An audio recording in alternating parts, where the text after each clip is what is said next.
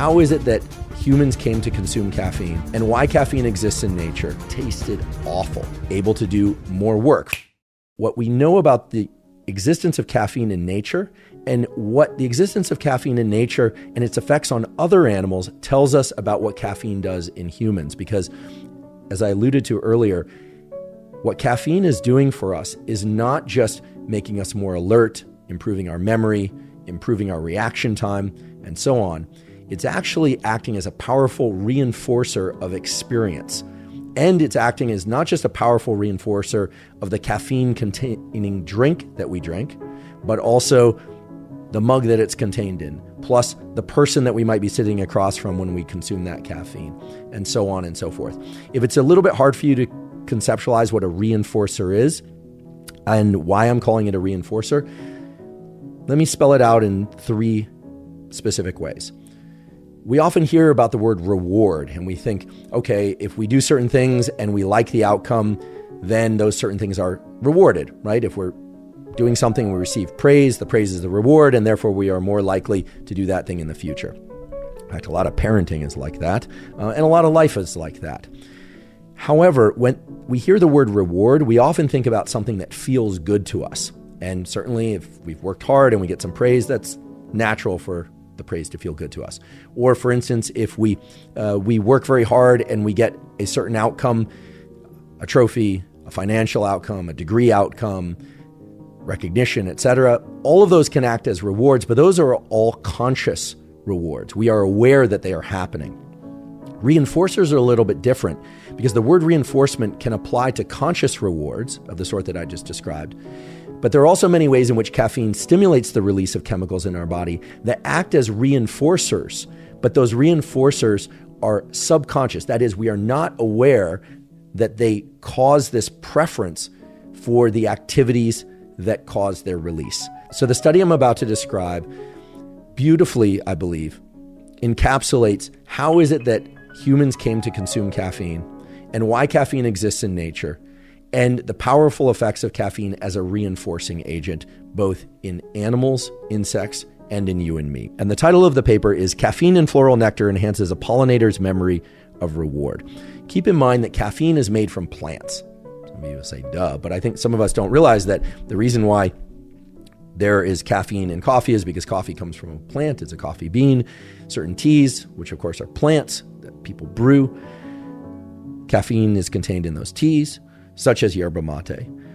Well, why would this bitter substance, because in fact caffeine is quite bitter in high concentrations, why would this bitter substance be something that insects or animals would want to consume at all?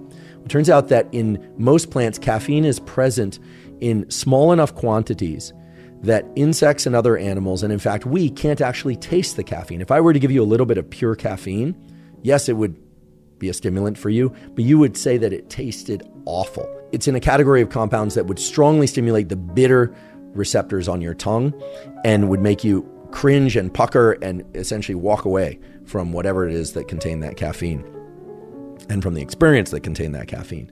Well, in nature, caffeine is present in very low concentrations or is masked by other flavors within flowers, beans, and plants. And what this paper really points to is that caffeine in nature is acting as a reinforcer for bees that are consuming different nectar. So the way that it works is that bees, of course, go from flower to flower and they are consuming the nectar. They are bringing nectar and pollen back to the hive, and that provides critical nourishment for the bee colony. The bees are foraging in a way that includes information about color, in particular ultraviolet color, things that we can't see, but they can see because they have different photoreceptors than we do. And what this study shows is that plants and nectars that contain very small amounts of caffeine are the preferred sources of food for bees. And the study is beautiful because they were able to confirm that they could mask the caffeine taste. So they know that the bees are not preferring the taste of caffeine. But what they do is they pair caffeine with different food sources for the bees. Then they remove the caffeine. And what they find is that the bees very strongly prefer flavors that contain caffeine, not because they could taste the caffeine, but rather for the way that those caffeine-containing flavors made the bees feel. So how do those caffeine-containing flavors make the bees feel?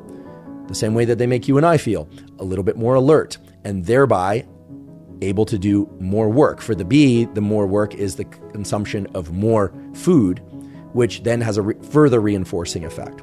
So what we're really talking about here is the fact that caffeine exists in nature, in plants. It exists in concentrations that are very low, so low, in fact, that they are not detectable to the taste receptors of insects, and in many cases to the taste receptors of humans.